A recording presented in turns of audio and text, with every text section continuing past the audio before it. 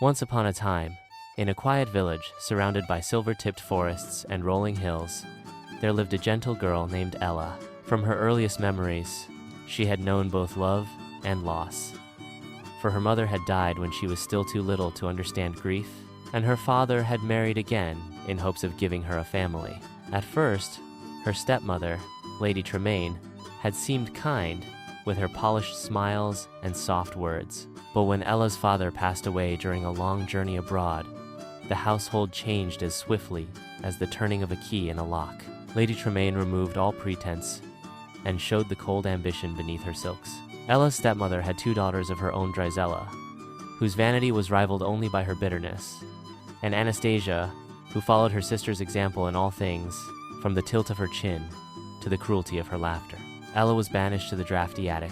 Her soft gowns replaced with coarse dresses, and the fine jewelry her father had once gifted her was taken and locked away. She was given a new name, Cinderella, for she was always dusted in cinders from the kitchen hearth where she slept after finishing her endless chores. Yet even in those lonely years, Cinderella kept her spirit alive.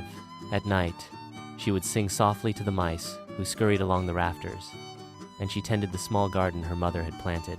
Hidden behind tall hedges, where no one thought to look, there she found small moments of peace morning dew on rose petals, the warmth of sunlight through green leaves, and the quiet company of sparrows who seemed to understand her sorrow. One crisp autumn morning, a royal herald arrived in the village square, his trumpet bright and brassy. People gathered as he unrolled a long parchment. By decree of His Majesty the King, in honor of the prince's return, there shall be a grand ball at the palace, the herald announced. Every maiden of noble birth is invited to attend.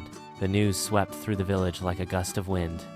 Lady Tremaine's eyes glittered with calculation. She was determined that one of her daughters would capture the prince's heart and the crown. Preparations began at once. Bolts of silk and satin were delivered to the house. Jewels were polished, shoes ordered, and ribbons selected. For days, Cinderella was made to sew, mend, press, and fetch, her fingers raw and her back aching.